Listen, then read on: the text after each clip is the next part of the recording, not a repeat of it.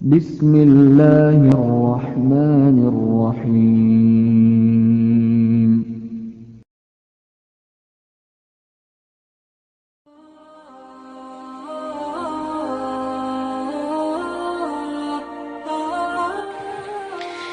Bismillahirrahmanirrahim. Assalamualaikum warahmatullahi wabarakatuh. Alhamdulillahirabbil alamin. Alhamdulillahilladzi arsala rasulahu bil huda wa dinil haq liyuzhirahu 'alad dini kullih. Wa kafa billahi shahida. Asyhadu an la ilaha illallah wahdahu la syarikalah. Wa asyhadu anna Muhammadan abduhu wa rasuluhu la nabiyya ba'dah.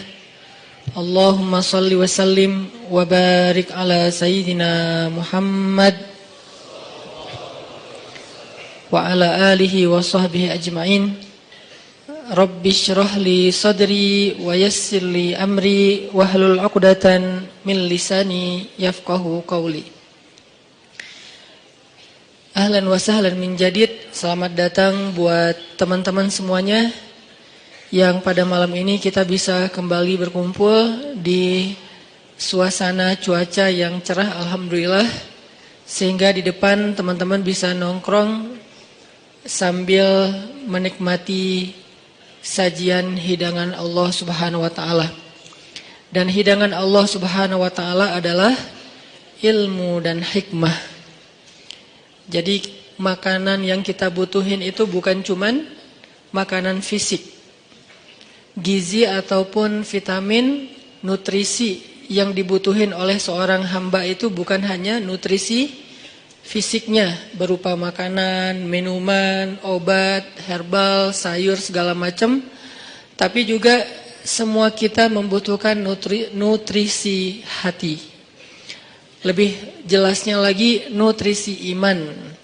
Karena yang menjadi lemah bukan hanya tenaga kita, tapi iman kita juga bisa menjadi lemah.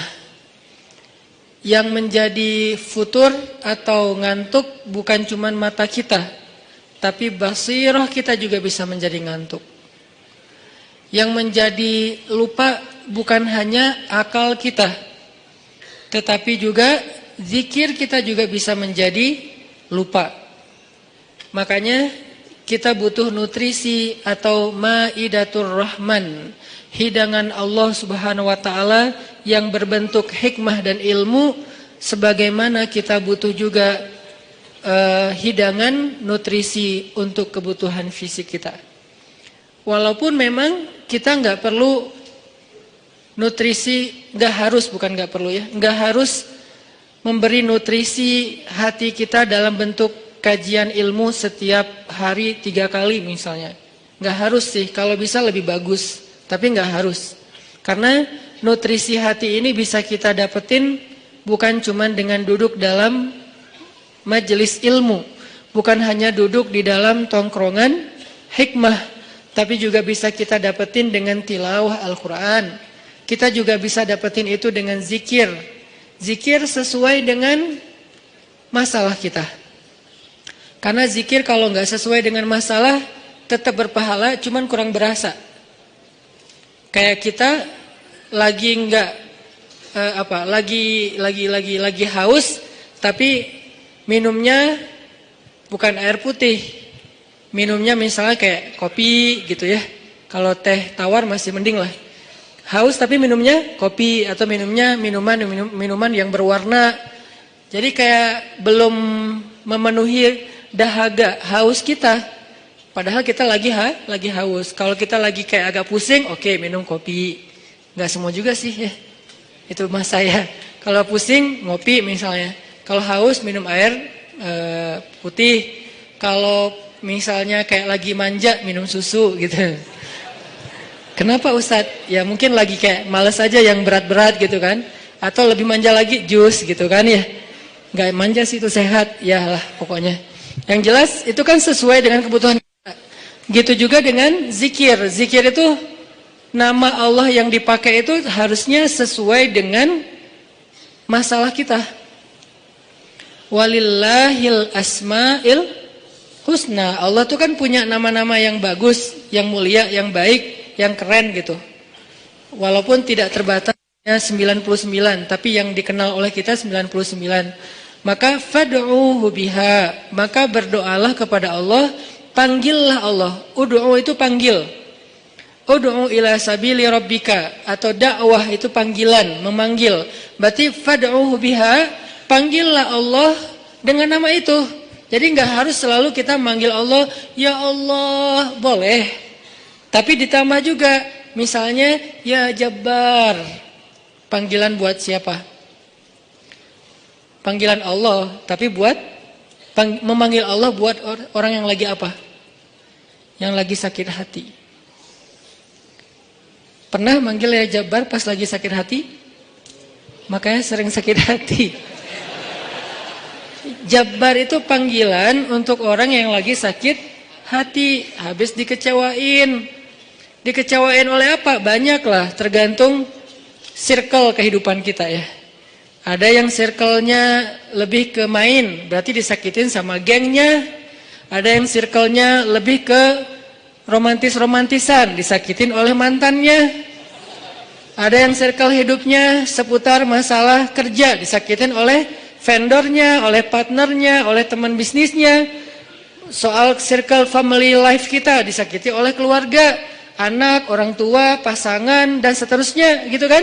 Yang jelas ketika kita merasa disakitin, ketika kita merasa kayak dikecewain, panggillah Allah sebelum kita memanggil netizen.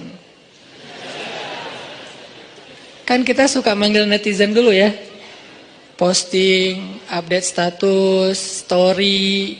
Terus storynya tuh curhatnya minta respon lagi tuh. Dengan kasih polling lah. Dengan request lah gitu kan. Baiknya gua putusin atau enggak ya? Request gitu. Semuanya putusin, terus dia bingung. Gimana ya? Nah, sebelum kita istisyarah kepada netizen. Karena netizen itu istisyarah. Bukan istifta, bukan istikharah. Yang paling tinggi itu kan derajatnya dari 3 level. Meminta pendapat, nomor 1 tuh istikharah, minta pendapat Allah.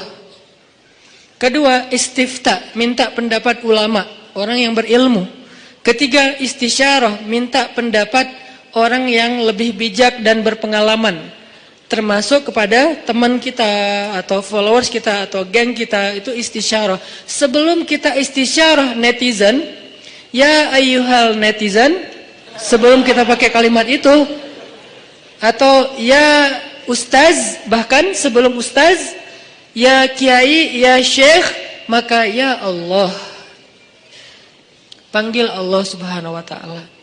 Manggilnya gimana Ustadz? Salah satunya selain kata Allah pastinya, karena itu kalimat yang paling mulia, kita juga bisa manggil tematik. Ya Jabbar. Ya Jabbar itu bisa 2. Sebetulnya 3 maknanya Jabbar, tapi yang lebih common itu 2. 1, dipanggil untuk masalah-masalah yang sifatnya apa ya? Bukan hanya besar, tapi kayak kekuatan. Misalnya kita ngedoain musuh-musuh Islam. Allahumma alaika bi'a'daika a'da'iddin.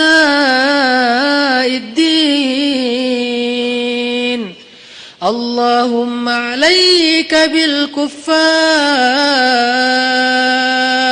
Allahumma alaika biz zalimin. Ya Allah, kami serahkan kepadamu orang-orang zalim itu, gitu kan? Orang-orang zalim. Baru kita mengatakan, ya Jabbar. Pasangannya biasanya, ya Qahar. Ya Jabbar, ya Qahar. Arti Jabbar dalam konteks itu, yang perkasa, yang memaksa. Ya Qahar, yang menaklukkan. Sehingga dipakailah kalimat Jabbar, Qahar, Aziz, kan kata-kata yang nama-nama yang apa? Yang perkasa gitu, untuk doa-doa yang sifatnya biasanya dipakainya dalam kondisi terzolimi. Ini doa-doa orang yang terzolimi. Kayaknya nggak perlu dihafal juga sih. Bukan nggak perlu dihafal, nggak perlu dipakai. Kenapa? berharap kita tidak mendoakan orang yang zalim, kecuali yang dizalimi dalam urusan agama. Kalau dizalimi urusan pribadi sih, mending jangan mendoakan orang yang menzalimi. Kenapa? Rugi. Mending doain diri sendiri. Ketika kita punya kesempatan doa kita diijabah, jangan kasih doa itu untuk orang lain, rugi. Walaupun bentuknya mendoakan atas keburukan, tetap rugi. Mending kita pakai buat doain diri kita sendiri. Ya Allah, saya lagi dizalimin, mudah-mudahan. Nah gitu kan, berarti kan kita dapat kebaikan. Ya Jabbar, itu panggilan orang yang sedang sakit hati. Jadi satu artinya untuk orang yang lagi dizalimi, satu lagi untuk orang yang lagi hatinya kayak sedih, kayak disakitin. Gak sebesar zalim sih, cuman ya lumayan lah, bikin gak bisa tidur, bikin tumbuh jerawat gara-gara itu, gitu kan ya. Karena stres, terus bikin nambah uban, walaupun ada yang uban itu karena bijaksana. Ditutup. Jadi intinya adalah panggil Allah kalau kita lagi sakit hati dan dikecewain. Ya Allah, ya Jabbar. Salah satu doa minta disembuhkan kecewa dan sakit hati di dalam sholat adalah Rabbighfirli warhamni wajburni. Kalimat wajburni. Selama ini kita baca enggak? Kan? Tahu artinya? Hampir. Apa arti wajburni? Bukan paksa aku dong Allah, enggak. Padahal arti Jabbar juga yang memaksa kepada kehendaknya. Tapi kalimat wajburni, makna Jabbar di sini makna yang ketiga di antara tiga makna Jabbar, yaitu yang mengobati sakit hati. Jadi ketika kita berdoa, Rabbighfirli warhamni wajburni warfa'ni warzuqni wahdini wa'afini. Banyak banget ya. Luar biasa kita ya. Jadi kalau kita sholat aja tuh kita udah minta banyak hal ke Allah. Makanya pas berdiri, pas duduk itu jangan buru-buru. Rabbi, Allahu Akbar. Apaan? Malaikat juga bingung. Rabbi apa? Kamu dengar nggak dia doa apa? Enggak. Oh kirain aku doang yang salah dengar, kata malaikatnya. Jadi kita kayak nggak jelas gitu minta ke Allah. Rabbi udah gitu sujud. Karena terlalu buru-buru, nggak ada tumakninah, nggak ada tenang, nggak ada berhenti sebentar. Makanya Rabbighfirli warhamni wajburni. Bagian wajburni kalau bisa di kayak gimana gitu, kayak agak menghayati dan kayak perasaannya dalam banget gitu. Wajburni. Tapi nggak gitu juga sih dalam sholat, bahaya, bid'ah, syubhat menyambar-nyambar. Intinya teman-teman, wajburni itu artinya kalau kita terjemahin, sembuhkanlah sakit hati saya. Atau bahasa lain juga bisa diterjemahin, hiburlah aku ya Allah, aku lagi sedih nih. Kalau kita ke teman gitu ya, hibur aku dong, gue lagi sedih nih. Ya udah yuk kita main, ya udah yuk kita jalan, ya udah kita nonton, ya udah kita ngopi, ya udah kita makan, ya udah apalah terserah. Yang jelas kita ngadu ke dia, minta dihibur pas kita lagi sedih. Nah cara ngadu ke Allah pas kita lagi sedih supaya dihibur oleh Allah, wajburni ya Jabbar. Itu bisa dibaca di dalam sholat. Bisa juga dibaca di luar sholat. Gak apa-apa, dalam sholat baca, di luar sholat juga baca. Bahkan di luar sholat kita bisa ulang-ulang. Wajburni ya Jabbar, wajburni ya Jabbar. Ya Allah, hibur aku ya Allah, hibur aku ya Allah. Aku lagi sedih berat nih. Udah seminggu aku gak buka Instagram ya Allah. Curhat. Kenapa? Komen. Head speech ya Allah. Ya Allah, aku udah seminggu gak lihat grup. Ya Allah, aku udah seminggu gak buka handphone. Lebih parah lagi kan? Berarti bermasalah di akun sosial media, bermasalah di grup, bermasalah di nomor kontak, bermasalah di SMS, semua bermasalah. Ya Allah, udah seminggu aku gak buka handphone. Hibur aku lagi sedih banget gitu. Nah, minta ya Jabbar, wajburni ya Jabbar, wajburni ya Jabbar. Entar Allah akan hibur kita. Hiburan Allah lebih baik daripada hiburan yang diberikan oleh makhluk. Hiburan makhluk itu kadang-kadang modal. Kalau nggak modal di awal, modal di akhir. Modal di awal, dia ngajak nonton, kita yang bayar. Dia ngajak ngopi, kita yang bayar. Kalau modal di akhir, dia bayar, tapi nanti dia pamrih. Dulu kan pas lo lagi sedih, gue traktirin makan. Sekarang gue lagi sedih nih. Sama aja kan ngemodal ya. Kalau Allah yang ngehibur kita, itu nggak ada pamrihnya. Nggak ada modal di awal, nggak ada modal di akhir. Terus kenapa kita cepat dan begitu spontan minta hiburan dari makhluk? Begitu spontan minta curhat kepada makhluk, begitu spontan manggil nama makhluk, tapi kurang spontan memanggil nama ya Jabbar, nama Allah Subhanahu wa taala. Ini kalau ngomongin kecewa, salah satu di antara Asmaullahil Husna, nama-nama Allah yang mulia itu adalah ya Jabbar. Sehingga kekecewaan itu jadi jalan buat kita untuk lebih akrab sama Allah. Kan kita tuh kayak, mungkin saya aja yang ngerasa gini, tapi banyak juga sih yang curhat kayak gitu. Kita tuh sering ngerasa akrab sama Allah tuh pas lagi ada masalah kan ya. Kalau lagi nggak ada masalah kayak kita tuh plain banget gitu hubungan sama Allah. Kayak misalnya hayya 'alas shalah biasa aja. Oh ya udah azan. Itu paling soleh tuh. Di bawahnya dikit, kok azan sih baru jam berapa? Di bawahnya dikit, kok azan sehari berapa kali sih, kok sering banget gua dengar. Padahal cuma 5 kali. Dia kayak berasa sering banget gitu dengan azan gitu kan ya. Paling soleh juga, oh udah azan gitu kan. Tapi kalau lagi ada masalah, kita tuh kayak apa? Kayak perasaannya tuh kayak ini banget. Sensitif banget dan akrab gitu sama Allah. Hayya 'alas shalah. Suara kakek-kakek juga berasa jadi suara vokalis jazz gitu. Si kakek-kakek kan agak-agak serak apa, agak ala-ala apa rock gitu kan. Tapi kedengar ini suara azan merdu banget ya. Merdu apaan? Kakek-kakek yang biasanya enggak, gue dengernya kali ini dia merdu banget loh. Jangan-jangan dia lagi baper. Enggak, dia biasa aja. Kita yang lagi baper. Jadi apa yang kita dengar itu kayaknya tergantung perasaan kita. Pernah nggak dengar suara azan terus kayak sedih? Soalnya kasihan sama muazinnya gitu. Kok gitu ya azannya, kasihan ya? Kayaknya dia kayak nafasnya putus-putus gitu kan. Kalau tadi sih keren-keren sih. Yang tadi ikut challenge azan, hayya 'alas shalah, bagus lah. Tapi yang paling bagus memang azan itu habis diputusin. Itu tuh keren banget, baper tuh. Hayya 'alas shalah. Jadi dia kayak, kenapa sih lo gituin gua? Jadi tuh kayak lagi curhat banget gitu kan. Enggak, guyon. Intinya azan dengan hati, tilawah dengan hati. Kalau kita pakai hati dalam melantunkan ayat-ayat Allah, itulah sebaik-baik irama. Makanya kata Nabi, zayyinul Qur'an bi aswatikum. Hiasilah Al-Qur'an dengan suara kalian. Tapi para sahabat enggak semuanya suaranya bagus. Terus gimana tuh? Sementara Nabi nyuruh menghiasi Al-Qur'an pakai suara. Kata para ulama, sebaik-baik hiasan dari suara kita itu adalah suara yang membaca Al-Quran dengan iman. Saya tuh qori, dari kecil tuh udah ikut musabakoh. Jadi udah kayak masalah olah vokal tuh kita dari kecil tuh udah sering. Udah latihan serius sampai tingkat nasional, internasional. Jadi buat saya vokal itu kayak penting. Makanya kalau dengar orang misalnya apa kayak nyanyi kah atau dia tilawah kah, cukup satu vokal pendek aja udah ketahuan. Ini kayaknya nih kayak orang kayak blind apa tuh? Blind audition ya. Kan yang blind audition tuh baru wah tuh keren gitu kan ya. Baru gitu padahal belum kedengaran, tapi kok dia udah bisa nyimpulin langsung dia pencet bahwa dia tuh ngelulusin gitu. Karena emang mungkin si jurinya ini udah punya ini banget. Udah sensitif banget dengan suara.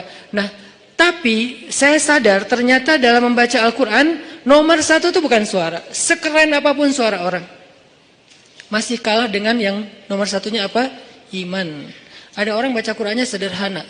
Alhamdulillahirabbil alamin, Ar-Rahmanir-Rahim. Itu tuh keren banget suaranya. Dibandingkan Alhamdulillahirabbil alamin. Kalau pamer gak berasa di hati yang dengar juga.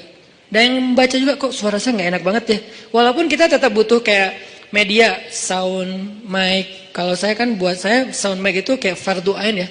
Usul, termasuk hal yang penting gitu kan. Sehingga kalau saya mau ini pasti mic dulu yang dicek. Bukan apa-apa, bukan mau gaya-gayaan kayak tadi misalnya. Tiba-tiba mic monitor nyala karena belum di setel. Kalau mau dinyalain setel dulu. Padahal sebelumnya kan mic luar, mic dalam nih yang dinyalain. Kalau mic dalam dari tempat imam kedengarannya tuh kayak suara dari langit gitu. Kalau monitor kayak suara dari mulut saya gitu. Jadi berasa dengar suara sendiri kan agak enak ya. Nah, makanya awalnya pas saya istau sufufakum, oke, itu istau sufufakum sebetulnya ada 2 fungsi. 1 lagi nyuruh ngerapiin soft, 2 lagi cek sound. Soft diluruskan dan dirapatkan. Kalau lama kayak Muzammil tadi, berarti pro banget tuh cek soundnya. Kita sholatnya adalah sholat yang terakhir, rapatkan soft dan segala macam. Berarti Muzammil pro banget ngelihat sound. Ini kayaknya gimana ya? Ini soundnya ada yang, kayaknya di sana tuh ada yang ngadat deh. Cie. Gaya banget ya. Artinya buat saya itu bukan gaya-gayaan teman-teman. Buat saya itu penting, kita nggak tahu ya yang sholat di antara kita ini mungkin ada yang pertama datang buat sholat, pengen dia berkesan, sekali-kalinya datang, langsung berkesan sehingga jatuh hati dengan masjid, jatuh hati dengan sholat. Karena sholat itu buat saya konser paling kolosal di muka bumi. Kenapa kolosal? Karena yang mengikuti, yang nonton sholat bukan cuma manusia, tapi malaikat, terutama salat subuh. Inna Qur'anal fajri kana mashhuda. Sesungguhnya performance imam di waktu subuh ketika sholat, itu terjemahan panjangnya ya, bahasa anak mudanya. Tolong dimengerti. Bahasa anak mudanya. Sesungguhnya performance imam di waktu subuh saat dia sholat, bahasa gampangnya, sesungguhnya bacaan imam di waktu subuh ketika sholat, mashhuda, ditonton. Kalau bahasa terjemahan kakunya, disaksikan. Sama enggak tuh? Sama kan? Disaksikan, saksikanlah. Itu kan bahasa TV yang dulu, baheula ya. Kalau sekarang, nonton gitu kan ya. Jadi kayak ditonton. Siapa yang nonton? Bacaan imam, performance-nya imam ketika subuh, Allah, malaikat. Coba, DWP sama Tomorrowland yang nonton siapa? Ya kita di YouTube. Enggak. Yang nonton adalah penonton manusia, orang-orang yang belum dapat hidayah. Begitu si DJ-nya masuk, jreng, disuruh left, disuruh right gitu kan ya. Apa left, right kan gitu kan. Soalnya gitu, Allahu Akbar. Kan lebih keren. Kenapa kita di sholat nggak serapi left right-nya konser Tomorrowland? Padahal mereka yang nyuruhnya DJ, kita yang nyuruhnya imam. Karena soundnya nggak kedengaran ke belakang. Jangan suuzon sama makmum ya. Emang nggak kedengaran. Imamnya udah 2 rakaat, makmumnya baru takbir. Kirain tadi imamnya kayaknya ini belum siap deh. Jangan-jangan batal wudu dulu, ya udah kita tungguin. Padahal imamnya udah 2 rakaat. Kenapa makmumnya telat? Soundnya tuh nggak sampai ke belakang. Kita irit di bab sound, tapi boros banget di bab kubah masjid, menara masjid, warna masjid. Kadang-kadang cat masjid itu baru beberapa bulan, ini kayak mirip apa ya, kayak nggak sreg gitu ya. Udah ganti deh, cat masjid yang doff, yang bagus diganti hanya gara-gara seleranya berubah. Tapi mic-nya cuman puluhan juta, kubahnya hampir 1 miliar. Orang lain untuk sound itu 1 miliar. Kenapa kok mic lebih penting daripada yang lainnya? Karena inilah activity nomor 1 di dalam masjid kan. Performance nomor 1-nya kan di mic oleh 2 talent. 1 imam, 1 lagi muazin. Muazin penting, imam penting. Muazin manggil orang di luar supaya datang. Imam biar bikin orang di dalam itu nggak nyesel udah datang. Muazinnya keren, imamnya nggak keren. Kan kayak nyesel gitu ya. Kirain tadi azan sholatnya seru. Gitu kan? Kenapa nggak seru? Soalnya bacaannya salah-salah, suaranya kayak putus-putus gitu, kayak keselak lagi, imamnya kasihan gitu kan. Kita di belakang, aduh, udahlah Pak, kasihan Pak, udah aja ruku dah, gitu kan ya. Kayak nggak tega gitu imamnya. Tapi muazinnya bagus, makanya dua-duanya penting. Talent 1 muazin, talent 2-nya imam. Hayya 'alas shalah.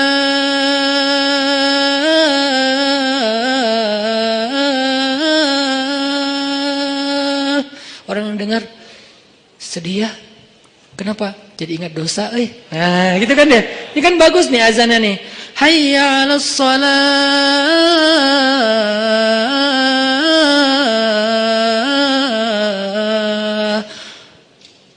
Surga itu kayaknya indah juga ya dengar suara mah. Baru dengar suara, panggilan belum. Salamun salam. Ya ayyuhal mu'minun, ya ibadallah, panggilan malaikat. Kan suara malaikat pastinya keren ya. Nggak ada yang fales dong, malaikat. Masa malaikat fales? Udahlah gua aja yang manggil. Kenapa? Lo suaranya fales kata malaikat. Kan nggak mungkin kan? Panggilan yauma yunadil munadi mim makanin qarib. Hari ketika malaikat memanggil manusia dari tempat yang dekat. Tahukah kita apa tempat yang dekat? Tempat yang dekat itu adalah Masjid Al-Aqsa. Hari ketika malaikat berdiri di titik Masjid Al-Aqsa sekarang, memanggil seantero padang mahsyar, halummu ilayya, kumpul kalian semuanya di sini, kata malaikat. Jadi azan yang keren itu azan yang mengingatkan orang kepada dosa, azan yang mengingatkan orang kepada akhirat, dan itu nggak bisa kalau nggak pakai hati. Nggak perlu ngeluarin 100% vokal, cukup 60%-nya aja. 30% dibantu sama sound, 10%-nya dipakai, 40%-nya dipakai dengan perasaan. Makanya saya senang banget kayak apa dulu masa masih punya halakoh kecil sama teman-teman, termasuk ada Muzammil, anak-anak ITB, kita kan kayak belajar apa dulu, Muzammil mana Muzammil?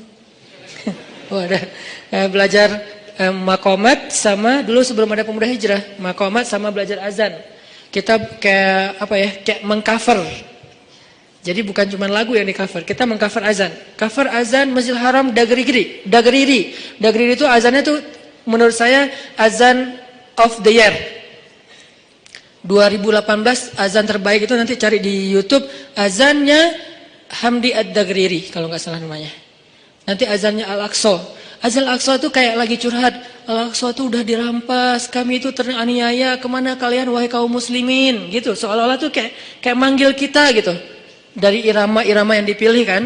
Nah, ini semuanya dengan hati. Makanya pakai hati aja udah terbaik. Balik lagi ke tema yang tadi adalah panggil Allah dengan lembut. Nidaan khafiyya.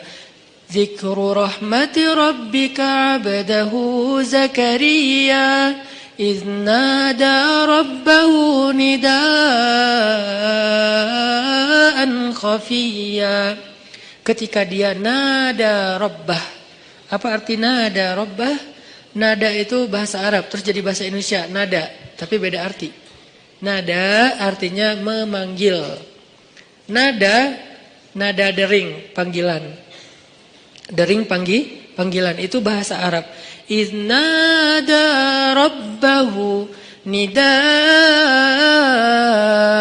khafiyya. Nada yunadi nidaan, nida panggilan.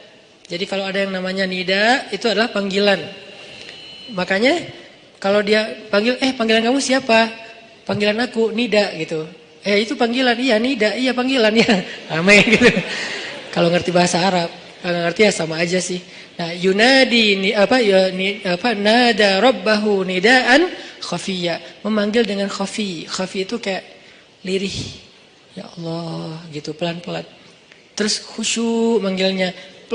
Berperasaan manggilnya, bukan ya Allah, itu mah kaget kali ya, bukan manggil Allah karena dia lagi curhat. Kalau mau curhat ya Allah, coba jadikan ya Allah ini kata favorit kita deh, dan jangan tunggu bermasalah baru lembut suaranya. Kalau lagi senang kayak ya Allah, enggak gitu sih. Kita lagi senang itu juga butuh Allah, teman-teman, yang kayak pekan yang lalu kan. Kita butuh Allah itu bukan pas lagi susah doang. Sarra dan dharra. Iza asabatuhum sarra wa iza asabahum dharra, sama-sama butuh Allah. Butuh Allah ketika susah, jelas kita paham. Butuh Allah ketika senang artinya apa? Supaya kesenangan yang Allah kasih itu jadi barokah, mubarak, jadi bertambah manfaat, jadi bertambah kebaikan, enggak jadi sia-sia. Nah, kalau nikmat yang Allah kasih, kesenangan yang Allah kasih malah jadi bikin kita sia-sia, itu malah jadi musibah. Sehingga kita butuh Allah supaya dituntun, ya Allah saya punya rezeki ini diapain ya? Supaya bermanfaat nih. Kemana saya harus memberikan rezeki ini? Ke keluarga, ke diri saya sendiri untuk kebutuhan, siapa lagi? Allah tuntun. Supaya kalau Allah tuntun, ketika kita mengalokasikan harta, rezeki, nikmat yang kita dapatkan, itu semuanya untuk kebaikan. Fa ammal yatima fala taqhar wa ammas sa'ila fala tanhar wa amma bi ni'mati rabbika fahaddits. Kalau enggak, alhaakumut takatsur. Celaka gara-gara takasur, justru banyak nikmat yang Allah berikan. Jadi teman-teman, poin pertama bab kecewa. Kalau kita kecewa, saya yakin semuanya pernah kecewa dan mungkin masih akan kecewa atau bahkan lagi kecewa sekarang. Kelihatan dari muka-mukanya. Kecewa sama saya. Kenapa ceramahnya lama sekali? Jadi kalau lagi kecewa, apa poinnya tadi? Panggillah Allah. Ya Allah, Ya Jabbar, wajburni, hibur saya ya Allah. Hibur saya, hibur hati saya ya Allah. Gimana cara Allah menghibur hati kita? Allah menghibur hati kita itu dengan diberikan wajilat qulubuhum. Allah menghibur hati kita dengan dijadikan liyazdadu imanan ma'a imanihim. Allah menghibur hati kita dengan dijadikan apa? Tuma'ninatul qalb. Ala bi dzikrillah tatma'innul qulub. Banyak cara Allah menghibur hati. Apakah Nabi pernah sedih atau kecewa? Kecewa pernah, sedih pernah di Al-Quran. Direkam. Terus cara Allah menghibur hati Nabi yang lagi sedih atau kecewa gimana? Ya ayyuhal muzammil qumil laila illa qalila nisfahu awil qus minhu qalila أو زد عليه ورتل القرآن ترتيلا إن ناشئة الليل هي أشد وطئا وأقوم قيلا. Allah panggil Nabi ketika lagi sedih dan tidur. Ya ayyuhal muzammil. Ini dua kondisi Nabi lagi tidur dan dipanggil Allah. Satu, ya ayyuhal muddathir. Satu lagi, ya ayyuhal muzammil. Tidur kenapa Nabi? Bukan tidur, tertidur. Gara-gara capek seharian berdakwah dan capek seharian dibully. Dibully di mana-mana, pergi ke pasar, dibully di pasar, pergi ke tempat pertemuan, dibully di tempat pertemuan, pergi di sepanjang jalan, dibully di sepanjang jalan, pergi ke rumah keluarga besarnya, ke tetangganya, ke pamannya, ke sepupunya, dibully oleh tetangga dan keluarga besarnya. Kemanapun beliau pergi, beliau dibully, dihina, dicela seharian dari pagi. Satu kota Mekah ngebully beliau. Ada yang mengatakan beliau itu penyihir, ada yang mengatakan beliau itu pembohong, ada yang mengatakan beliau itu tercela. Muzammam, nama aslinya Muhammad, artinya terpuji, tapi diplesetin jadi Muzammam, artinya tercela. Atau orang salib dulu, pas perang salib menamakannya dengan istilah Muhammad. Apa Muhammad? Salah satu nama setan. Jadi dipanggil Muhammad, dipanggil Muzammam, dipanggil sahir, dipanggil majnun, orang gila, dan banyak lagi yang nggak direkam secara diksi oleh Al-Quran, karena emang Al-Quran ini memilih banget diksinya, tapi secara simbolik Al-Quran nunjukin bahwa inilah celaan-celaan yang diterima Nabi berhari-hari dari pagi sampai malam. Pulang malam-malam ngomong ke Khadijah, Khadijah zammiluni, zammiluni, Khadijah selimuti aku, selimuti aku. Khadijah pengertian, diselimuti Rasulullah, diusap-usap kepala Rasulullah, tenang Rasulullah, tenang ya Rasulullah, la tahzan ya Rasulullah, Allah nggak akan ninggalin kamu, Allah tuh sayang sama kamu ya Khadijah. Tapi di tubuh Rasulullah tuh banyak lemparan, bekas lemparan, dibersihin sama Khadijah. Setelah Khadijah wafat, nanti yang menggantikannya Fatimah yang bersihin bekas-bekas lemparan orang. Ada yang lemparin kotoran, ada yang lemparin barang benda-benda keras sehingga melukai Nabi, dibersihin sama Khadijah. Udah capek, Nabi tertidur. Udah beres urusan, dihibur oleh Khadijah. Begitu sampai waktu yang hening, Khadijah udah tertidur, penduduk seluruh bumi udah tertidur, Allah memanggil kekasihnya, ya ayyuhal muzammil, wahai orang yang berselimut. Itu panggilannya lembut. Jadi kita kalau baca surah Al-Muzammil jangan ya, enggak gitu. Allah manggilnya enggak gitu, kaget atau orang lagi tidur ya. Nah, ayatnya aja lagi berselimut, manggilnya teriak-teriak. Jangan, itu namanya prank. Itu bukan tilawah, itu ngeprank. Makanya jangan tilawah sambil ngeprank. Ya ayyuhal muzammil, wahai orang yang berselimut, kumil laila illa qalila. Di situ kelihatan Allah tuh pengertian banget. Kumil lail illa qalila. Bentar aja, enggak usah lama-lama. Kenapa? Karena begitu Nabi berdiri salat, disitulah Allah akan menghibur hati Nabi. Kalau kita belum bisa terhibur dengan salat tahajud atau minimal dengan sholat 5 waktu, berarti hati kita berpenyakit, fi qulubihim marad, dan itu harus kita obatin. Obatnya apa? Obatnya istighfar. Kalau orang banyak dosa, belum bertaubat, belum beristighfar kepada Allah, dia susah minta dihibur oleh Allah. Dan terus nanti dia kayak nuduh Allah gak menghibur dia, padahal Allah udah sering menghibur dia, cuman gak berasa di hatinya. Karena hiburan Allah itu hanya bisa dirasakan oleh orang-orang yang hatinya bersih. Dan cara membersihkan hati itu tazkiyatul nufus atau tazkiyatul qulub, tathhirul qulub adalah dengan salah satunya istighfar.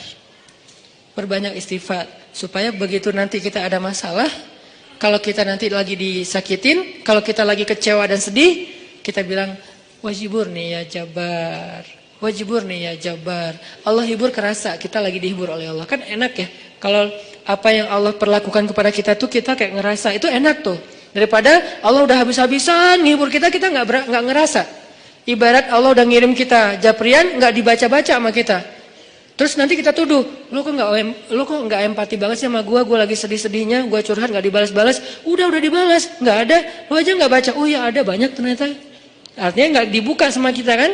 Kenapa nggak dibuka? Mungkin pulsa kita habis, mungkin handphone kita error, mungkin apa dan segala macam kemungkinan. Nah gitu juga dengan Allah. Wa idza sa'alaka 'ibadi 'anni fa inni qarib. Qarib itu kalau lebih dekatnya namanya akrab. Akrab. Qarib, karib. Sahabah qarib, sahabat karib. Itu bahasa Arab. Kan saya sering nge-mention bahwa ini dari bahasa Arab, bahwa biar kita tahu identitas bahasa kita itu sebetulnya sebagian besar diambil serapan dari bahasa Arab. Terus siapa yang merangkai bahasa Indonesia dari bahasa Arab kalau bukan ulama? Jadi nggak bisa dilepaskan antara ulama dengan Indonesia, antara ulama dengan kebangsaan, antara ulama dengan nasionalisme. Toh bahasa nasional kita dibentuk oleh ulama. Buktinya serapannya 90% itu bahasa Arab. Sebagiannya benar terjemahannya, sebagiannya keliru, tapi tetap aja bahasa Arab. Makanya kenapa saya sering mention itu bukan mau di Arab-Arabin biar gaya, biar kelihatan ustadz gitu, enggak. Kalau mau kelihatan Arab banget saya banyakin Arab emang itu mah. Ini enggak lagi kayak gitu. Lagi pengen menarik benang sejarah kalau bahasa kita itu emang sebetulnya bahasa Arab yang diserap. Jadi kalau ada yang agak alergi tentang Arab, saya pikir ini berlebihan.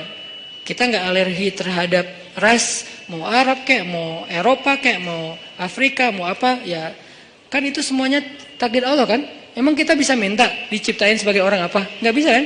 Ya Allah saya pengen diciptain sebagai orang apa ya enaknya. Ini deh orang Rusia, tinggi, putih, rambutnya pirang. Ya Allah saya pengen diciptakan sebagai orang Afrika. Kenapa? Biar tawadu. Nah, enggak gitu juga sih. Jadi kita nggak bisa request gitu kan ya. Dan orang Afrika pun sebetulnya sekarang kan jadi keren ya. Orang kulit hitam keren nggak sih? Berasa sekufu, segolongan. Kalau orang kulit hitam didiskriminasikan nggak keren, kasihan atuh. Kan kulit hitam juga sekarang jadi favorit. Bahkan banyak orang yang pengen menghitamkan kulitnya. Ini artinya ya nggak bisa request mau jadi orang apa, sehingga kita nggak boleh benci golongan ataupun ras, karena dia diciptakan kayak gitu tuh bukan pengennya dia, itu namanya sunnatullah dan takdir, itulah ketentuan Allah. Kalau kita cela rasnya, berarti kita mencela pencipta ras itu, yaitu Allah Subhanahu Wa Taala. Dan ini termasuk larangan dalam hadis mencela nasab. Mencela nasab itu termasuk salah satu dosa besar. Balik lagi ke yang tadi, intinya bahasa kita emang diserap dari bahasa Arab. Nah, kita minta sama Allah. Kata Allah, inni qarib, aku dekat sama kamu. Ujibu da'watad da'i idza da'ani. Ujib dari kata jawab. Jawab bahasa Indonesia juga, jawab. Jawabun, jawaban, jawabin, itu grammar. Terus salah satu yang diambil dari antara 3 bentuk grammar Arab itu kita ambil jawaban, ya, menunggu jawaban. Ada orang yang mengatakan saya lagi menunggu jawabun, nggak ada kan ya? Ini agak-agak aneh. Jawabin atuh, ada tuh jawabinnya. Jawab berarti yang udah ada tuh jawabin. Jawabun mah belum ada ya. Jawabin atuh yang yang tadi. Nah, oke, berarti itu bahasa Arab juga. Jawab, ban, bin sama aja. Ujibu. Berarti bahasa Al-Quran sendiri itu sebetulnya tanpa baca terjemah, kalau kita tahu akar katanya, itu emang bahasa kita, bahasa Arab, bahasa Indonesia. Ujibu da'watad da'i idza da'an. Aku mengijabah, menjawab dakwah. Dakwah itu panggilan. Ujibu da'watad da'i idza da'an. Aku menjawab panggilan dai, orang yang memanggil kalau dia mendakwah atau memanggil aku. Jadi kalau kita bilang ya Jabbar, Allah langsung turun ke langit dunia, nyamperin kita, terus mengatakan ai abdi, ai abdi. Ai abdi itu artinya ada apa hambaku? Halaka hajah? Kamu punya masalah hambaku? Itu namanya ujibu. Cuman kita nggak dengar. Sama kayak kita baca Al-Fatihah. Bukankah Allah merespon bacaan kita? Alhamdulillahi Rabbil Alamin. Kata Allah, hamadani abdi. Hambaku memuji aku. Gitu kan? Sampai selesai Al-Fatihah, satu ayat demi satu ayat Allah tuh ngerespon. Jadi kita kayak lagi chat sama Allah sebetulnya. Salat itu kan chat sama Allah. Makanya bahasa hadisnya ihsan. Kalau pengen sholat kita yang ada kesan chat, berarti sholat kita tuh harus sampai ke level ihsan. Apa level ihsan? Anta abudallah ka'annaka tarah, fa illam takun tarah, fa innahu yarak. Ketika kamu bisa menghadap Allah, beribadah kepada Allah, seolah-olah kamu tuh ketemuan langsung sama Allah. Kan berarti kita lagi chat sama Allah, ketemuan langsung. Kalau nggak ketemuan langsung, kamu nggak ngelihat dia, maka yakinlah dia ngelihat kamu. Berarti kayak orang telepon atau kayak orang fit call, cuman kamera depan kita rusak. Kamera depan dia kita nggak bisa ngelihat dia. Iya, kamera depan dia. Ya gitu deh pokoknya.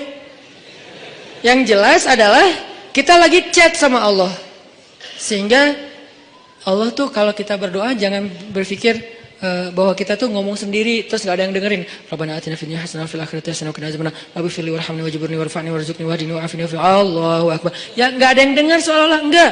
Rabbi firli warhamni wajburni. Kalau kita salat berjamaah Ustaz gimana? Pelan-pelan imamnya kita mungkin slow motion. Kalau dia kan dicepetin tuh kan ya. Jadi ya apa istilahnya tuh? Cut to cut gitu kan? Gimana tuh caranya Ustaz? Sedapatnya, jangan dipercepat tapi tetap dapat kan? Rabbi firli warhamni wajburni. Belum beres, Allahu akbar, enggak apa-apa, tapi kita udah kayak tenang. Makanya kalau nggak puas tambahin dengan sholat sunnah. Begitu tahiyat awal, duduk tahiyat antara dua sujud, Rabbi firli warhamni wajburni. Lama wajburni teh 10 menit. Kenapa itu orang teh curhat sama Allah? Boleh nggak kayak gitu? Boleh nggak kita duduk di antara dua sujud setengah jam? Boleh. Apalagi sholat sunnah. Kecuali kita jadi imam sholat berjamaah. Jangan, kasihan. Anak udah nangis-nangis. Terus suami udah nunggu di depan ngeklakson-klakson. Terus sales udah habis promonya. Kan nggak konsen sholatnya. Makanya kalau jadi imam yang bijak, ambil pertengahan. Makanya bacaannya juga jangan terlalu panjang. Kalau sholatnya sholat 5 waktu. Tapi terutama kecuali subuh yang paling panjang.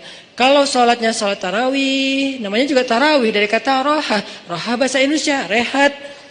Jadi tarawih itu artinya berehat-rehat. Kalau sholat tarawihnya sampai keringetan, namanya bukan berehat-rehat. Itu mah lagi nge-gym. Tarawih keringetan, harusnya kan tarawih itu kan tadi keringetan terus gara-gara tarawih jadi nggak keringetan ya. Itu kayak apa ya? Kayak bukan pemanasan, pendinginan. Gitu deh pokoknya. Jadi tarawih itu Allahu Akbar. Wah, mulai istirahat nih. Kalau ada yang ngomong, pengen istirahat, kenapa? Habis tarawih. Ini aneh. Tarawih itu kan istirahat. Kenapa kita istirahat habis istirahat? Ada dua kemungkinan. Satu, kita tarawihnya nggak benar. Kedua, imamnya yang mungkin terlalu buru-buru. Tapi di Indonesia kalau imamnya nggak buru-buru, nggak jadi ngehit. Biar imamnya paling ngehit, ratingnya tinggi, harus yang cepat. Makanya saya pernah kayak balapan gitu tarawih. Saya di masjid satu, yang satu lagi masjid sebelah. Takbir bareng. Allahu Akbar. Sana Allahu Akbar. Oke, kita start bareng nih. Begitu saya waladhdallin, di sana assalamualaikum. Hah? Wah. Kalah saya pakai 150 cc, dia pakai 1200 cc. Ya iyalah, nggak akan kekejar. Nah, tapi yang sana lebih banyak jamaahnya, di sini dikit. Kenapa? Di sini karena ya mungkin itu pengen istirahat dengan sholat. Kalau di sana pengen cepetan istirahat dari sholat. Beda kan ya? Nah, balik lagi. Kita bacanya tenang. Boleh wajiburni, warfa'ni, warzukni, wahdini, wa'afini, wa'fu anni. Allahu Akbar. Sujud lebih lama lagi. Karena sujud itu lebih freestyle. Freestyle doanya, bukan freestyle bentuknya. Masa sujud mau gini terus. Ya enggak sih. Freestyle doanya. Maksudnya freestyle doa tuh boleh baca doa apa aja selama itu kebaikan. Misalnya kita doa Abu Bakar, Allahumma ja'al fi qalbi nuran, wa fi sam'i nuran, wa fi basari nuran, wa an yamini nuran, wa an shimali nuran, wa amami nuran, wa khalfi wa min warai nuran, wa min tahti nuran, wa min fawqi nuran. Itu kan doa Abu Bakar kan? Boleh. Apakah itu doa dibaca Rasul? Enggak, Abu Bakar yang baca doa itu. Jadi Abu Bakar bid'ah? Enggak lah. Doa itu ibadah mutlak, ibadah bebas. Sehingga karena dia bebas, kita boleh membaca doa bukan hanya yang diajarkan Rasul, tapi doa yang diajarkan Rasul pun itu yang terbaik pastinya. Cuman yang enggak diajarkan Rasul, boleh. Ada kasus yang di zaman Rasul enggak ada, tapi di zaman kita ada. Salah satunya yang sering saya ulang-ulang apa? Mendoakan anak yang lagi ujian nasional. Ada enggak doa dari Rasul anak ujian nasional? Dan di zaman Nabi, anak-anak Nabi nggak ada ujian nasional. Ya Allah, Fatimah lagi ujian nasional. Nggak ada kan ya? Sehingga kita nggak bisa niru. Terus boleh nggak kita ngedoain anak kita lagi ujian nasional? Sementara Nabi nggak ada contohnya. Boleh, itu nggak disebut bid'ah. Nggak selalu yang nggak dilakukan Nabi itu dianggap. Makanya jangan nanya, apa dalilnya doa itu? Ya, yang penting nggak melanggar sunnah Nabi. Nah, sunnah Nabi dalam doa itu adalah menutup aurat. Bacaannya yang benar. Jangan maksa, jangan marah-marah sama Allah. Ya Allah, pokoknya nih yang terakhir kali nih saya doa nih. Yang nggak bisa gitu. Doanya yang baik gitu kan. Kalau mendoakan yang buruk balik lagi kepada kita sendiri. Nah, ini namanya doa. Makanya pas sujud kita bisa doanya Abu Bakar. Bisa doanya Muaz bin Jabal. Allahumma a'inni ala dzikrika wa syukrika wa husni ibadatik. Bisa doanya Bilal. Bilal, Allahumma inni as'aluka ridhaka wal jannah wa a'udzubika min sakhatika wan nar. Itu doanya Bilal. Tiga-tiganya ini bukan doanya Nabi. Yang satu Abu Bakar yang apa? Yang membuatnya. Yang kedua siapa tadi? Muaz. Yang ketiga adalah Bilal. Dan tiga-tiganya Nabi tahu dan Nabi membolehkan. Enggak langsung Nabi, kan enggak ada saya suruh. Kenapa kamu baca yang enggak pernah saya contohin? Enggak, karena emang ibadah doa itu ibadah mutlak. Sehingga kita bisa doa, ya Allah. Saya sih lupa namanya. Tapi saya udah nge-follow dia. Soalnya akunnya nama palsu. Tapi saya tahu kok nama dia yang saya pernah hafal kok nama dia yang asli. Ya Allah, pengen kalau bisa saya pengen jadikan dia sebagai imam saya. Kalau nggak dia pun yang mirip-mirip gitu. Nah, di dalam sholat gimana caranya? Ya jangan di dalam sholat sih, susah ngomongnya. Kalau bahasa Indonesia kan nggak boleh dalam sholat kan. Kalau di dalam sholat tetap harus bahasa Arab. Kalau bisa jangan bahasa Arab yang dikarang-karang sendiri. Malah salah. Allahumma ansur alaina. Itu bahaya. Allahumma ansur itu artinya apa? Ya Allah tolonglah. Tapi kalimat berikutnya ada unsurna wansur alaina. Itu beda. Unsurna ya Allah tolong kami. Unsur alaina, ya Allah tolong orang lain untuk menghancurkan kami. Cuman beda Allah doang. Makanya kalau kita Allahumma ansuril muslimin ala a'daika, Allahumma ansuril muslimin alal kafirin, Allahumma ansuril muslimin alal zalimin. Tapi kalau Allahumma ansuril zalimin alal muslimin, wah, apalagi diaminkan banyak orang. Kenapa kita kok kalah terus ya? Ya itu doanya salah. Makanya kalau bahasa Arab mah lebih baik jangan dikarang sendiri. Mending kita hafal. Cari di Google boleh, tapi harus jelas websitenya. Jangan-jangan di Google kan semua orang bisa nulis kan ya. Kadang-kadang dari Facebook juga ada di Google, kita klik ternyata itu kayak dia lagi curhat gitu, sok-sok pakai bahasa Arab. Ternyata isinya mantra. Kan bahasa mantra juga kayak bahasa Arab kan, keriting-keriting gitu kan. Nah intinya teman-teman, minta sama Allah, pas kita lagi duduk di antara dua sujud, pas kita lagi sujud. Poin 1, kalau lagi dikecewain. Poin 2, kalau kita dikecewain, kecewa, sedih. Kadang-kadang gak harus dikecewain orang, kecewa sendiri, gak jelas. Tiba-tiba kecewa tiba-tiba kayak sedih aja. Pernah gak sih sedih tapi gak ada sebab? Wah serentak Itu tuh gimana tuh? Tiba-tiba kayak hari ini, kok saya nggak tahu nggak kenapa? Hati kita itu diusik sama setan. Setan tuh emang senang musik hati. Dia tuh nggak musik fisik kita kecuali sesekali. Kayak misalnya ada guna-guna itu kan fisik kan. Tapi yang sering banget dailynya dia tuh musik hati. Yuwaswisu fi sudurin nas. Yuwaswis itu continuous present tense. Jadi continuous terus-terusan. Fi'lul mudhari kalau bahasa Arab. Yuwaswisu terus menerus fi sudurin nas, di dalam hati atau dada manusia. Jadi setiap hari itu dia kayak musik kita. Lo bete dong, sedih atuh, marah dong, apa gitu. Dia kayak nyuruh emosi kita untuk kayak gitu-gitu, sehingga kita ada hari nggak ada yang bikin masalah, tapi kita kayak sedih. Nah dalam keadaan kayak gitu ada trigger kecil aja meledakan. Nah gimana ngobatinnya? Tadi satu doa. Kedua, kalau kita lagi sedih kayak gitu, coba selain minta kepada Allah Subhanahu Wa Taala, belajar untuk membiasakan amal favorit kita itu, hobi kita itu hobi yang bentuknya ibadah. Saya nggak nyalahin hobi kita. Kita punya hobi olahraga itu keren banget dan bermanfaat. Kan saya paling nggak suka menjudge ya. Makanya kalau ada orang yang menjudge dunia anak muda itu seolah-olah semua negatif, saya kayak ngerasa sedih dan tersinggung. Kenapa kesannya everything comes with youth is a sin gitu, seolah-olah gaul jadi dosa, apalagi nongkrong jadi sia-sia, apalagi olahraga, seni-seni anak muda semuanya kesannya negatif, seolah-olah nggak ada baiknya gitu anak muda. Kan nggak gitu kan? Kan sahabat Nabi semuanya sebagian besarnya anak muda dengan model culture-nya mereka. Jadi saya nggak setuju kalau semua tentang anak muda itu dianggap negatif, sehingga kita nggak mau menjudge. Olahraga bagus. Dan gak ada istilah olahraga sunnah. Semua olahraga itu selama tidak melanggar syariat ya sunnah.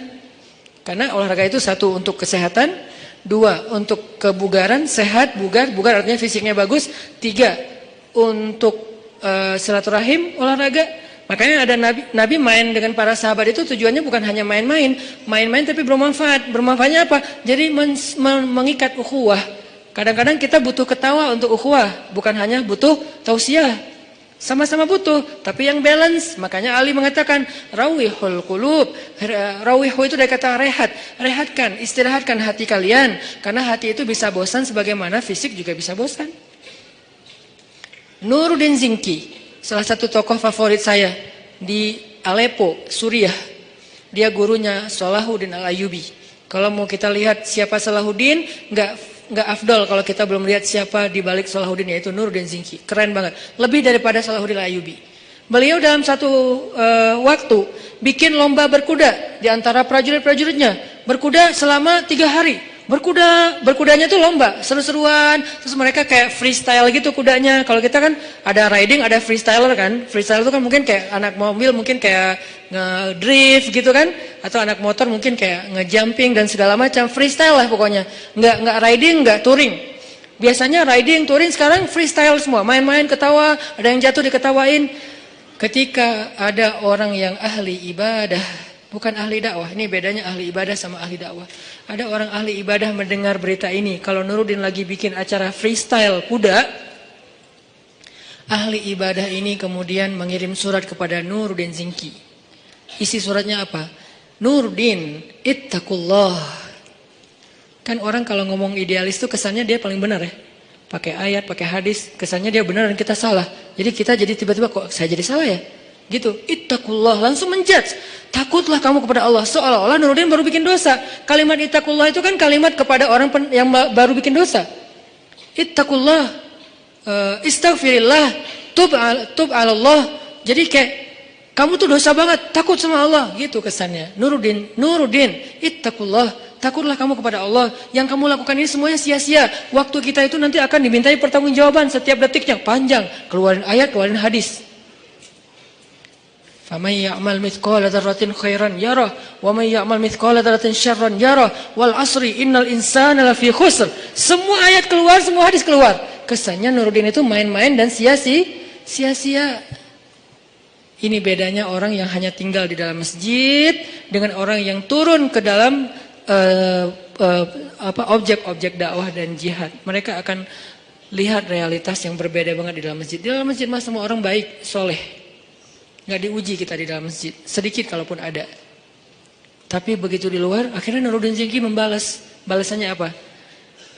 Akhi fillah, saudaraku karena Allah. Sebetulnya saya tidak ingin menyampaikan ini. Tapi karena engkau sudah menuduh saya dengan tuduhan-tuduhan yang tidak benar, saya perlu tabayyun, kata Nuruddin. Kami itu udah berjihad berbulan-bulan. Melintasi gunung-gunung yang tinggi, melintasi padang pasir, musim panas, musim dingin, menghadapi musuh-musuh yang berkali-kali lipat lebih banyak dari kami. Kami dan kuda-kuda kami sudah melihat darah tuh terus-terusan, setiap hari ngelihat darah, setiap hari ngelihat potongan tubuh manusia. Lelah, tidak tidur berhari-hari, kehausan, tidak minum kecuali beberapa tetes air saja dalam sehari. Kami itu sudah berjihad berbulan-bulan, kata Nuruddin. Sehingga saya melihat pasukan saya mulai stres. Kuda-kuda kami mulai stres. Kuda kalau stres susah dipakai. Jadi nggak akan sesuai dengan instruksi dari penunggangnya, kesatrianya. Dia stres. Ngelihat musuh dari kejauhan, kadang-kadang bukan ngelihat musuh. Ngelihat pohon aja dikira musuh. Wah, banyak banget musuhnya, lari. Kuda stres kan bahaya kan?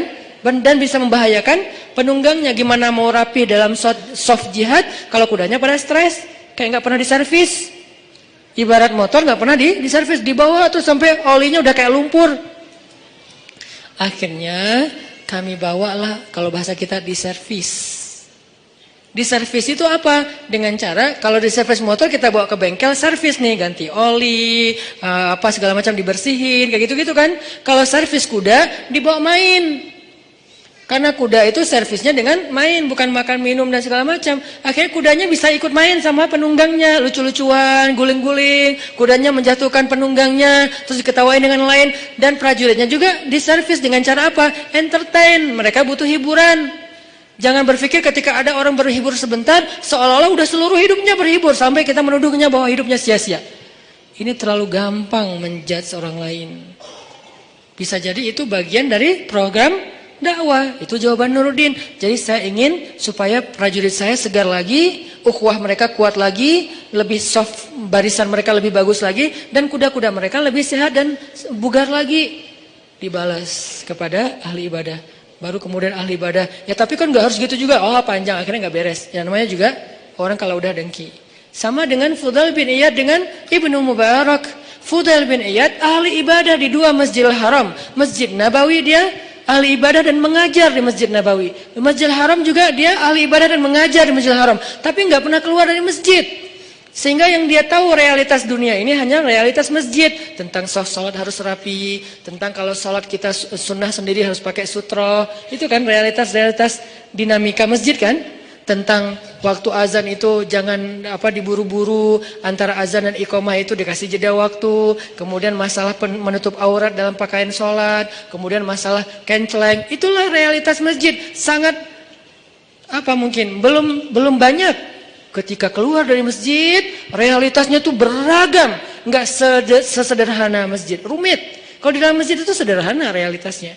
Sehingga nggak butuh pemikiran rumit untuk menyelesaikannya. Di luar masjid itu rumit banget. Baru aja di teras masjid udah rumit. Masalah sendal ketukar. Kalau ketukarnya dengan yang lebih bagus sih bukan masalah, nggak akan ngomong, diam-diam aja. Ini masalahnya ketukarnya dengan yang ya gimana gitu. Nah, akhirnya ini nih yang jadi realitas, apalagi keluar dari pintu masjid. Udah keluar pintu masjid, tangga masjid, keluar tangga masjid, parkiran masjid. Di parkiran udah realitas, baru datang udah lihat mobil atau motor udah kebaret. Wah nih tadi karena motornya desak-desakan, spion kita lah, atau bodi motor kita yang baru lah udah coret-coret, atau mungkin motor kita posisinya kok nggak enak gitu di tengah kena hujan, padahal tadi perasaan parkirnya di atasnya ada atas, sekarang kena hujan jadi basah, padahal habis dicuci segala macam. Itu udah realitas. Sehingga ketika Ibnu Mubarak melihat Fudail bin Iyad asik aja mengajar di dalam masjid, Ibnu Mubarak mengirim surat kepada Fudail bin Iyad yang kemudian jadi nasyid, jadi lagu. Ya abidal haramain, wahai hamba yang beribadah di dua Masjidil Haram.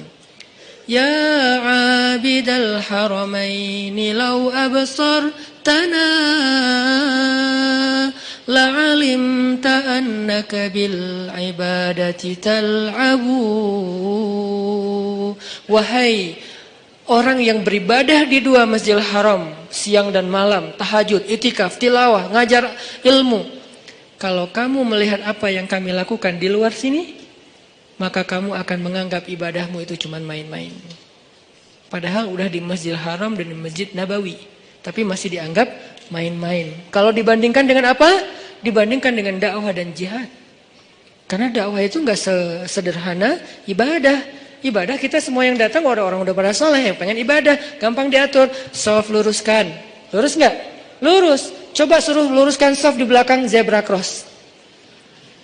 Segampang meluruskan shaf di masjid? Enggak, itulah realitas, itu perbandingannya. Kalau kita belum bisa menyuruh masyarakat, social behaviornya lurus di belakang zebra cross, berarti kita belum menyelesaikan masalah masyarakat. Berarti belum berdakwah, baru beribadah di dalam masjid. Itu bandingannya, segampang mana? Mana lebih gampang nyuruh orang lurus di belakang zebra cross, apa nyuruh orang untuk ikut imam? Ikut imam. Jangan kalian mendahului atau menyamai gerakan imam. Oke. Allahu Akbar, Allahu Akbar. Pas bangkit dari sujud, Allah. Bacaan imam itu panjang dan makmumnya belum yang benar ya. Belum bergerak dari sujud, masih nungguin. Sampai bar, baru dia bar. Beres, bahasa Jawa. Jadi begitu imamnya Hu Akbar, baru makmumnya Allahu Akbar. Gampang nyuruh makmum kayak gitu. Coba jangan menyamai lampu kuning apalagi mendahului. Susah kan? Di traffic light kuning, merah, hijau. Jangan mendahului lampu kuning. Kalau merah mungkin agak gampang. Kuning aja. Di sana udah merah kan, ketahuan tuh ada kayak pantulan cahaya kan ya. Kalau di sana merah kan, di sini nggak langsung hijau kan? Di sini mah ada jeda beberapa detik lah. Di sana udah mulai kuning, wah, jalan kan ya. Di mana pelajaran shaf dan gerakan sholat yang kita katakan jangan menyamai dan mendahului imam. Makanya realitas di dalam masjid dengan di luar tuh beda. Sehingga kalau kita nggak pernah keluar dari masjid, kita terkesan idealis, tapi sebetulnya nggak tahu masalah. Begitu juga dunia anak muda. Buat saya selalu respect sama anak muda karena saya ngerasa bahwa anak muda itu aset luar biasa dan di tangan teman-teman nih anak-anak muda nasib Indonesia 10 tahun yang akan datang. Jadi kalau anak muda ini hanya dijadikan objek terus menerus sebagai bahasa judgement, terus gimana nasib Indonesia? Padahal anak muda itulah yang mengukir banyak sejarah. Jarang sejarah diukir oleh orang tua kan?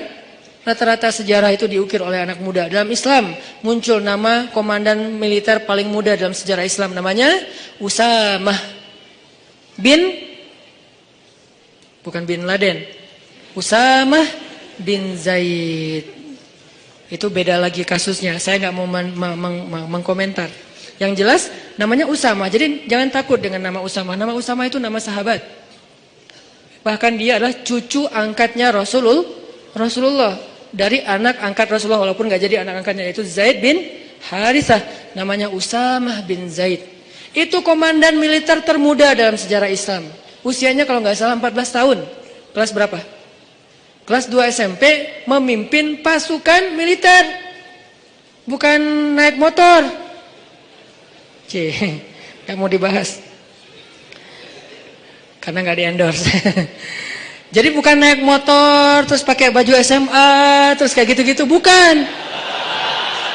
Saya nggak merujuk kepada sesuatu ya. Gitulah pokoknya. Ini memimpinnya naik motor sama naik kuda lebih susah mana? Kuda. Kecuali buat orang-orang ya kayak di Lombok, di daerah-daerah yang banyak kuda kan, itu keren banget sih, saya kayak local pride banget lah itu mah.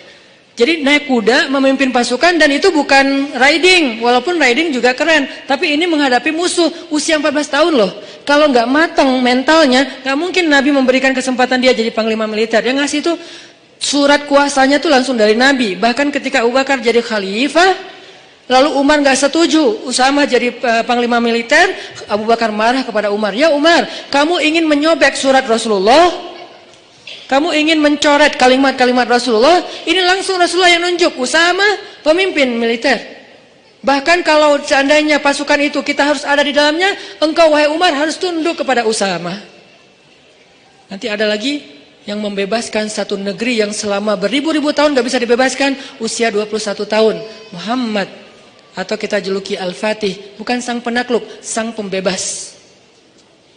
Karena terjemahan yang lebih tepatnya bukan penakluk tapi pembebas. Dia gak menaklukkan siapa-siapa, apalagi cewek. Kalau kita di zaman sekarang mungkin ada penakluk cewek gitu kan, ini gak membebaskan. Cewek dibebaskan, dari apa? Dari perbudakan, dari penghinaan. Muhammad Al-Fatih.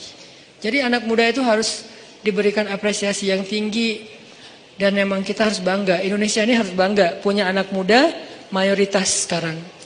Tahun depan malah 70% penduduk Indonesia anak muda. Berarti kita bangga banget nih, negara dengan penduduk terbanyak anak muda di dunia dan muslim.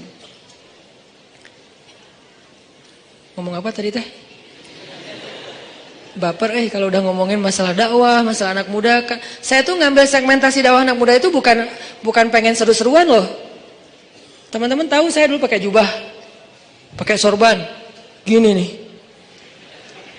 Cuman dakwah itu bagus, tapi segmentasinya berbeda. Ada banyak segmen di luar sana yang nggak bisa diginiin. Bisanya diginiin dengan santai, kita temenan, kita mah main bareng. Dan itu bukan karena saya kayaknya Ustadz baru puber sekarang deh. Bukan. Ustadz kayaknya kurang nakal deh waktu muda, jadi pengen nakal sekarang. Ya enggak lah. Dikit. Bukan karena itu saya mengambil segmentasi anak muda, karena saya yakin teman-teman anak muda inilah, pemuda Indonesia inilah yang akan jadi wajah Indonesia 10 tahun lagi, 2024, 2029, inilah wajah Indonesia. Sehingga kalau kita pengen merubah Indonesia, kita harus mulai dari anak muda. Dan anak muda yang terbanyak itu bukan di dalam masjid kenyataannya. Kecuali sekarang mungkin, sebelum kita bikin tren hijrah, anak muda yang terbanyak itu bukan di dalam masjid, di luar masjid. Gimana cara bawa mereka ke dalam masjid kalau hanya kita berkoar-koar di atas mimbar? Saya tuh kalau khutbah Jumat dulu tuh, demi Allah gitu. Tapi anak muda tetap aja sepi. Malah yang bikin kaget, yang kakek-kakek kan kasihan, kaget. Apa sih kakek-kakek? Kalau anak muda digituin kan kayak seru, adrenalin gitu kan. Ini kakek-kakek digituin, kasihan atunya. Sesungguhnya kematian, ya Ustadz ya. Kematian lihatnya ke kakek-kakek.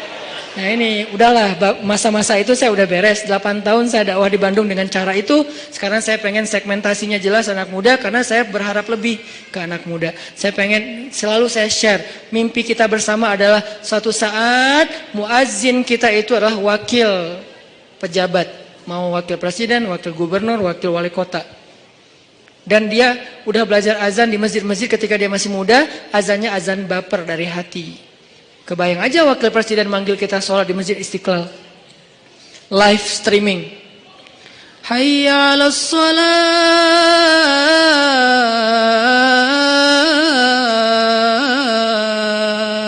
Siapa itu? Pak Wakil Presiden. Wah kan semangat ya se-Indonesia sholat berjamaah subuh ya. As-salatu khairum minan naum. Wah, Wakil Presiden bilang sholat lebih baik daripada tidur. Kan keren tuh. Datang anak muda berbondong-bondong ke masjid karena diazanin sama Wakil Presiden. Wibawa banget tuh, izzah. Begitu masuk, qamat nih, Allahu Akbar, Allahu Akbar, asyhadu an la ilaha illallah. Wakil Presiden, istawu sufufakum. Siapa? Presiden. Wah, keren ya. Allahu Akbar. Presidennya gagah, dia izzah kepada musuh-musuh Allah, tapi rahama ubainahum. Jangan di sini dia bersikap keras. Masa kepada sesama kaum muslimin dia sifatnya asyidda? Kebalik atau ayatnya? Bukankah ayatnya asyidda wal kuffar rahama ubainahum? Ruhama, bahasa ruhama itu apa? Komennya ruhama, angger. Komennya ruhama, ngomongnya ruhama, di grup broadcastnya ruhama, kalau ketemu kaum muslimin itu ruhama. Kepada manusia, rahmatan lil alamin. Kepada kufar, siapa kufar? Orang yang memerangi mereka. musuh-musuh yang zalim, seperti orang misalnya Israel yang menjajah Palestina, atau orang-orang zalim yang menyakiti kaum muslimin di Suriah, di Yaman, di Irak, di Rohingya, itu asyidda. Jadi nggak ada salaman sama mereka, pelukan, senyum-senyum, asyidda sama mereka. Kalau ditarik, kita tarik balik, berarti kan dia juara panco presidennya. Kan ada tuh presiden narik-narik gitu kan. Nah kalau kita nggak kuat narik kan kayak kalah gitu kan. Alhamdulillah ada presiden kaum muslimin di satu negeri ditarik nggak bisa. Aduh berat ya udah deh nggak jadi gitu. Ini artinya asyidda, dia tuh syadid izzah. Tapi begitu sholat di antara kaum muslimin, Allahu Akbar. Di situ nggak perlu nunjukin keras. Alhamdulillahi Rabbil Alamin. Enak banget loh sholat dipimpin presiden, bacaannya khusyuk, hafalannya banyak, sehingga dia bisa explore Al-Quran. Qul huwallahu enggak gitu sih, ayatnya panjang. Alif Lam Mim. Gua mah rela Al-Baqarah satu surat kalau presiden, gitu kan ya? Imamin, presiden yang imamin Al-Baqarah sampai dari subuh sampai duha. Ya nggak gitu juga kali Ustadz. Kan Al-Baqarah 2,5 jam tuh sampai waktu duha. Intinya itu mimpi. Saya sih bermimpi Indonesia tuh kayaknya bisa nih. Kayak sekarang aja bermunculan imam-imam muda dengan Muzammil and the Gangs. Sejak kita ramein hijrah ini kan jadi banyak nih. Muncul imam dengan rambut gimbal.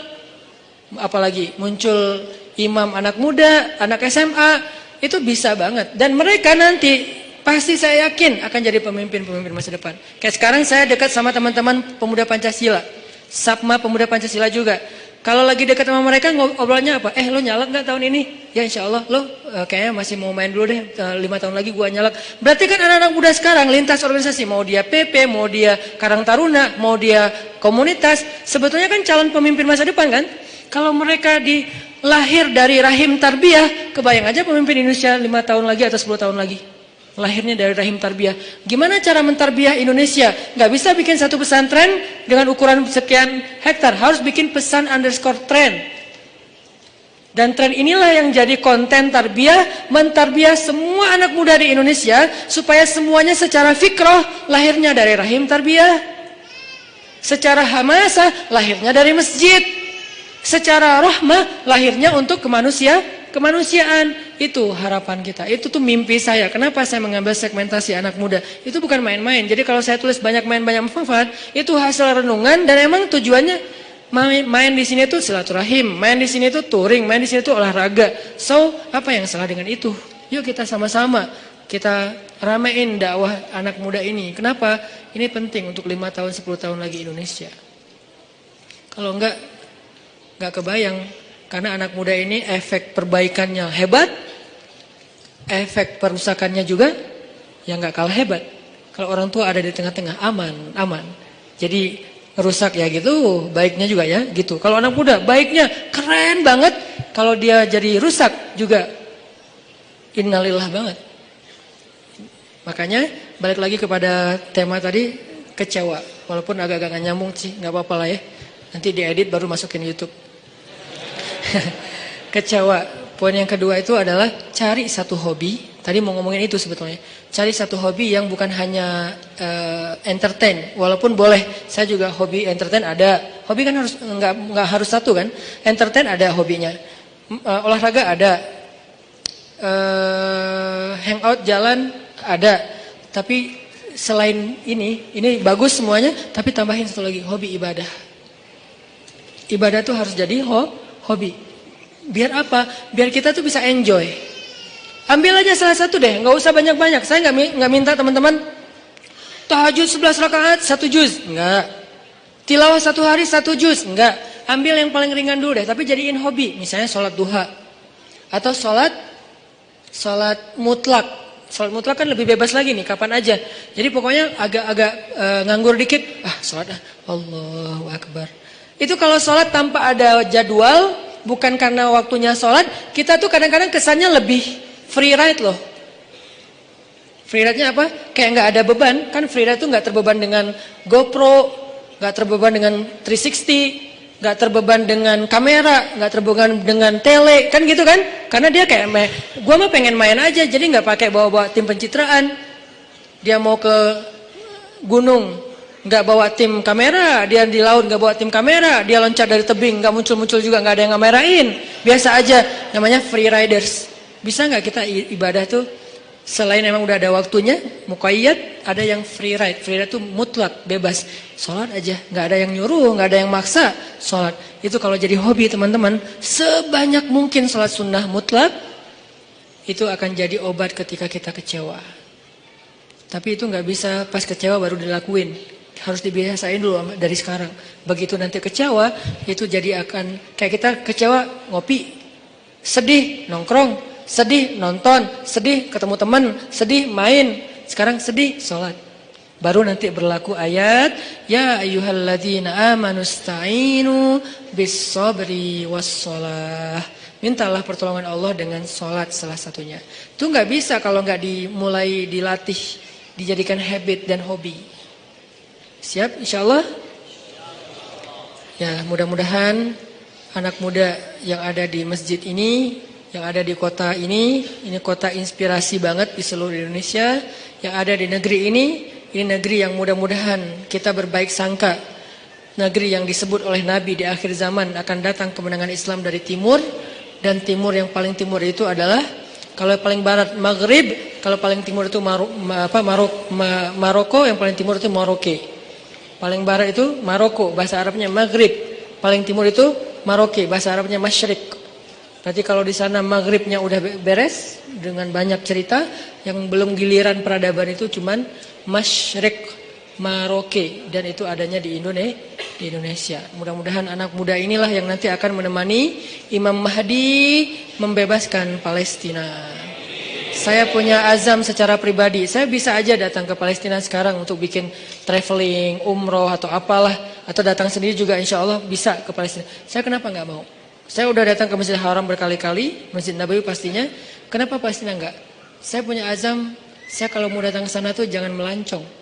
Walaupun boleh-boleh aja sih yang buat mau jalan ke sana nggak masalah. Tapi saya pribadi nih ya, saya pengen datang ke sana itu sebagai salah satu barisan pembebas. Kalau udah meninggal Ustaz, maka cita-cita ini saya wariskan kepada anak-anak laki saya. Kalau mereka enggaknya, wariskan kepada cucu-cucu laki saya. Pastinya harusnya ini adalah cita-cita kita bersama. Pengen datang ke Al-Aqsa, sholat di pelataran masjidnya, diimamin oleh Imam Mahdi, sholat subuh, tiba-tiba dari langit kelihatan cahaya. 2 malaikat turun bersama di tengah-tengahnya Nabi Isa. Berpegangan kepada sayap malaikat. Turun, sholat subuh yang paling luar biasa, kolosal. Lalu Imam Mahdi sama Nabi Isa dorong-dorongan siapa yang jadi imam. Nabi Isa aja, Mahdi aja. Nabi Isa aja, Mahdi aja. Nggak ada saya lagi di situ. Ustaz Hanan aja, enggak lah.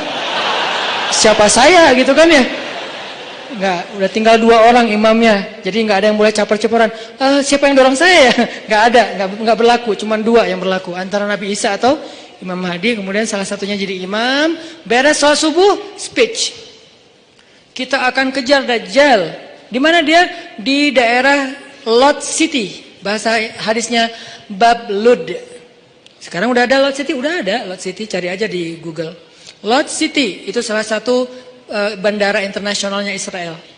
Jadi ada beberapa bandara internasional, salah satunya di kota Lot City, itu bandara internasional. Di sana akhirnya semuanya serentak. Itulah hari pembebasan manusia dari kezoliman orang-orang yang zalim. Itu bukan hanya hari orang beriman, tapi itu adalah hari kemenangan bagi semua manusia, karena mereka menjadi dihargai kemanusiaannya. Dan saya punya cita-cita kalau Allah kasih kesempatan, saya pengen jadi salah satu. Tapi untuk bisa berada di barisan itu kan seleksinya ketat ya. Kita pantaskan diri kita. Cara ikhtiar saya memantaskan diri, saya terlibat dalam dakwah pemuda hijrah. Saya bikin pemuda hijrah. Saya mikir gimana caranya dakwah hijrah ini benar-benar bisa eksis di seluruh Indonesia dan dunia. Sehingga nanti kalau Imam Mahdi muncul, saya dianggap pantas. Masuk lo. Saya imam, ya, oh iya, masuk aja. Kenapa? Udah pantas, karena punya karya kan?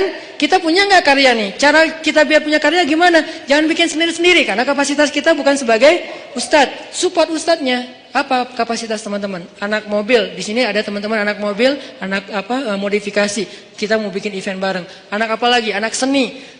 Saya yakin semua potensi anak muda itu adalah anugerah Allah. Saya nggak mau menjudge potensi teman-teman itu ada yang positif negatif. Semuanya positif selama tidak melanggar syariat. Potensi itu coba support saya.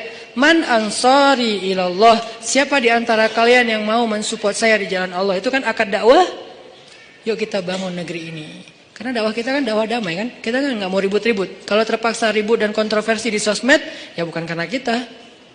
Pernah nggak saya sengaja rame-ramein di sosmed biar heboh gitu, biar followers saya naik? Ya enggak lah. Kalau sesekali ada, ya qadarullah naik followers. Sih, sombong. Padahal kalau mau digitu-gitu kan tinggal ambil yang trending topik apa sekarang? Masalah misalnya pernikahan. Ya udah saya bikin komen saya tentang bab itu. Kan naik tuh followers saya kan ya? Karena viewernya gede. Buat apa? Saya enggak kayak gitu. Tapi kalau terjadi kontroversi sesekali ya qadarullah untuk menguji kesabaran, menguji iman. Intinya teman-teman, yuk sama-sama kita jadikan Indonesia ini benar-benar kiblat peradaban. Kalau kiblat sholat nggak boleh, kiblat sholat tetap Mekah. Kiblat peradaban yang dimulai dari anak muda. Dan itu mungkin banget dari Bandung. Kenapa? Bandung punya sejarah. Tinggal kita mengulangi sejarah itu. Apa yang pernah terjadi akan terjadi lagi. Tidak ada yang baru di bawah matahari. Kata siapa Ustaz? Lupa, saya cari aja di Google. Mudah-mudahan bermanfaat. Oke, mudah-mudahan apa yang tadi kita dapatkan bisa jadi tambahan iman, memperbaiki akhlak, membuat kita lebih semangat lagi tongkrong dalam majelis ilmu. Dan saya titip satu hal, anak muda ayo bangkit. Bangkit bersama, bangkit dengan bersatu. Jangan sampai urusan politik 2019 April memecah belahkan anak muda. Enggak boleh. Kita boleh beda pilihan, tapi kita enggak boleh saling mencela dan berpecah belah. A'udzu billahi minasyaitonir rajim. Bismillahirrahmanirrahim. Alhamdulillahi rabbil alamin. Alhamdulillahi rabbil alamin hamdan yuwafi ni'amahu wa yukafi'u mazida. يا ربنا لك الحمد كما ينبغي لجلال وجهك الكريم وعظيم سلطانك اللهم أنت السلام ومنك السلام وإليك يعود السلام فحينا بالسلام وأدخلنا الجنة دار السلام تباركت ربنا وتعاليت يا ذا الجلال والإكرام اللهم صلِّ وسلم وبارك على سيدنا محمد وعلى آله وصحبه أجمعين. Duhai Allah yang maha pengasih lagi maha pemurah. Duhai Allah yang maha baik dan maha pengertian. Duhai Allah yang maha lembut dan maha santun. Duhai Allah yang maha mengetahui dan maha bijaksana. Inilah kami hamba-hambamu ya Allah. Datang ke sini untuk berpasrah kepadamu ya Allah. Kami serahkan pikiran kami untuk Engkau tuntun kepada ilmu yang benar. Kami serahkan lisan kami agar bisa bertutur dan berzikir dengan nama-namamu yang mulia. Kami serahkan telinga kami agar mampu mendengar ayat-ayat dan hikmah-hikmah tentang kebesaranmu. Kami serahkan tangan kami agar mampu bermanfaat dan memberi sesuatu yang bisa menyelesaikan urusan hamba-hambamu. Kami serahkan kaki kami agar mampu melangkah berjalan menuju rumahmu dan tempat-tempat yang Engkau ridhoi. Kami serahkan hati kami ya Allah, agar hanya yakin kepadamu. Agar Engkau penuhi hati itu dengan cinta terhadap akhirat melebihi terhadap dunia. Agar Engkau jadikan hati itu bergetar ketika namamu disebutkan. Agar hati itu merasa menyesal terhadap dosa-dosa di masa lalu. Agar hati itu dipenuhi dengan iman. Kami serahkan hidup kami, agar Engkau tuntun kepada takdir-takdir baik yang Engkau putuskan untuk kami. Kami percaya ya Allah, Engkau tidak pernah menginginkan keburukan untuk hamba-Mu. Engkau tidak pernah sengaja memberikan musibah kepada hamba-Mu. Engkau tidak pernah sengaja menyakiti hamba-Mu. Engkau tidak pernah sengaja membalas hamba-Mu dengan kemurkaan-Mu. Karena kami yakin rahmat-Mu mendahului marah-Mu. Kasih sayang-Mu mendahului amarah-Mu. Sifat kasihan-Mu mendahului murka-Mu. Engkau tidak mungkin marah kepada hamba-Mu sebelum Engkau sayang kepada dia. Engkau tidak mungkin murka kepada hamba-Mu sebelum Engkau kasihan kepada dia. Engkau tidak mungkin mengambil nikmat dari hamba-Mu sebelum Engkau berlimpahi dia ya Allah. Karena sesungguhnya rahmat-Mu lebih luas daripada kemarahan-Mu. Kami berserah kepadamu ya Allah. Kami serahkan diri kami, hidup kami, jiwa kami hanya kepadamu ya Allah. Tuntun kami ke arah yang Engkau kehendaki. Kami pasrah, kami ikut ya Allah. Karena kami yakin Engkau tidak mengarahkan dan menuntun hamba-Mu kecuali kepada kebaikan di dunia dan akhirat bagi kami. Kami pasrah ya Allah terhadap keputusan-keputusan-Mu tentang sekolah kami, tentang kuliah kami, tentang pekerjaan kami, tentang usaha kami, tentang pertemanan kami, tentang perasaan cinta kami, tentang hubungan kami dengan seseorang yang istimewa bagi kami, tentang keluarga kami, tentang segala sesuatu tentang kami pasrah kepadamu. Tuntun kemanapun Engkau kehendaki ya Allah, karena kami yakin semuanya baik. Tidak ada yang datang darimu kecuali kebaikan ya Allah. Inilah kami hamba-hamba-Mu. Datang belajar di sini untuk bisa benar-benar istislam dan tawakal kepadamu. Benar-benar menjadi hamba yang inna salati wa nusuki wa mahyaya wa mamati lillah. Benar-benar ingin belajar iyyaka na'budu wa iyyaka nasta'in.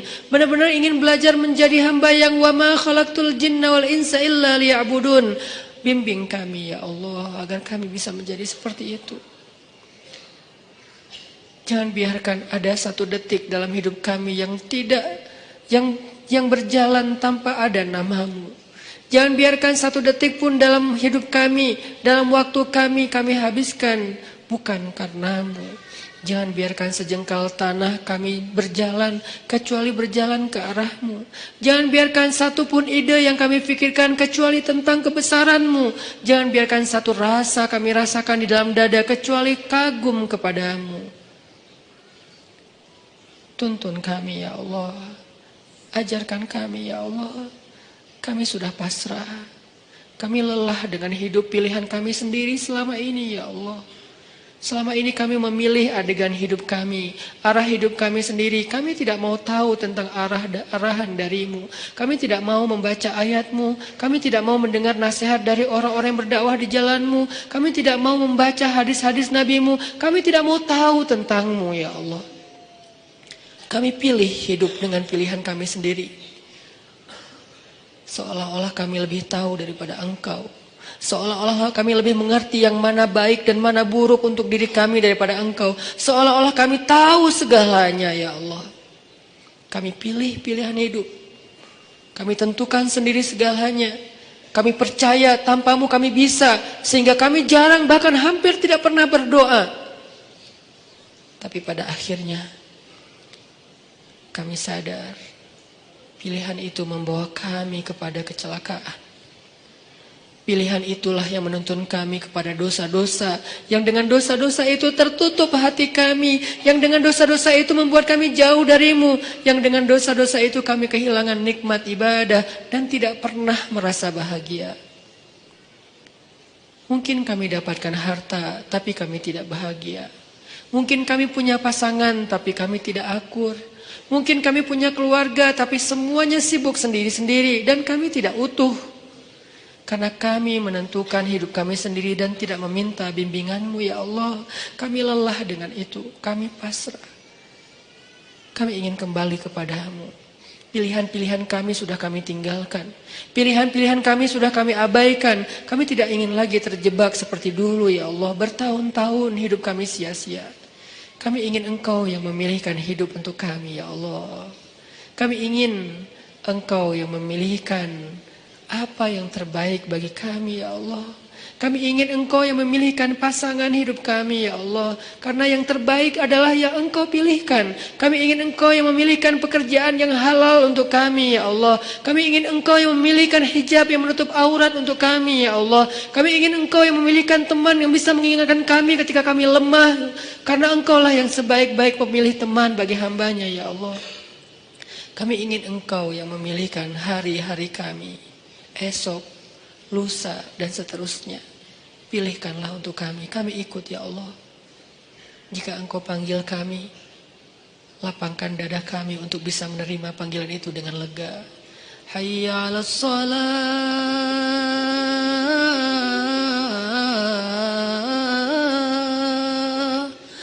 Ya Allah, jangan biarkan kami mendengar suara itu dengan marah. Jangan biarkan kami mendengar suara itu dengan terbeban. Kami ingin merasakan nikmatnya mendengar suara azan. Kami ingin merasakan hati kami bergetar ketika mendengar namamu disebutkan. Kami ingin merasakan panggilan itu adalah panggilan terindah, senandung terindah yang pernah kami dengar. Jangan biarkan ada satupun senandung, irama, lagu apapun yang lebih indah bagi kami daripada suara azan ya Allah. Ya, kami berhibur dengan lagu-lagu. Kami berhibur dengan senandung-senandung manusia. Tapi kami tidak mau senandung itu mengalahkan suara azan. Celaka kami jika kami mengganti suara azan dengan hiburan-hiburan makhluk ya Allah. Itu hanyalah kesenangan sesaat. Tetapi hiburlah kami dengan suara azan dan bacaan Al-Quran. La uqsimu biyaumil qiyamah. Hibur kami dengan ayat itu ya Allah. Fabi ayyi ala'i rabbikuma tukadziban. Hibur kami dengan ayat itu ya Allah. Ya ayyuhalladzina amanu. Beri kami kemampuan untuk merasakan panggilan itu ya Allah. Seolah-olah Engkau memanggil kami secara pribadi. Jangan biarkan kami berpikir bahwa panggilan itu bukan untuk kami. Lalu siapa kami jika bukan orang beriman? Kenapa kami ketika dipanggil ya ayyuhalladzina amanu tidak merasa? Ketika dipanggil ya ayyuhal kafirun kami tersinggung. Apakah kami benar-benar kufur kepadamu? Kenapa kami lebih terkesan dengan kalimat ya ayyuhal kafirun daripada ya ayyuhalladzina amanu? Apakah selama ini kami kufur kepadamu ya Allah? Bimbing kami ya Allah. Kami berazam setiap pekan untuk selalu hadir dalam majelis ilmu ini ya Allah. Dan kami berazam perlahan-perlahan kami ingin mendukung dakwah agamamu ya Allah. Kami ingin melihat negeri ini di mana agamamu tegak di dalamnya. Karena tegaknya agamamu adalah tegaknya kemanusiaan. Menangnya agamamu adalah menangnya kemanusiaan. Karena tidak ada kezaliman di dalam agama ini ya Allah. Kami ingin melihat suatu hari nanti salah satu di antara kami yang ada di sini mengumandangkan azan untuk rakyatnya. Salah satu di antara kami yang ada di sini mengimami sholat untuk rakyatnya sebagai kepala negara, kepala daerah, atau pemerintah kota, atau pemimpin di dalam lingkungannya. Duhai Allah, wujudkan harapan-harapan kami. Karena Engkaulah satu-satunya yang mewujudkan harapan. Menangkan kami atas orang-orang yang zalim. Karena kemenangan orang yang beriman adalah kemenangan rahmatan lil alamin. Rabbana atina fid dunya hasanah wa fil akhirati hasanah wa qina adzabannar. Subhanakallahumma wa bihamdika asyhadu an la ilaha illa anta astaghfiruka wa atubu ilaik. Terima kasih buat teman-teman semuanya. Barakallahu fiikum. Wassalamualaikum warahmatullahi wabarakatuh.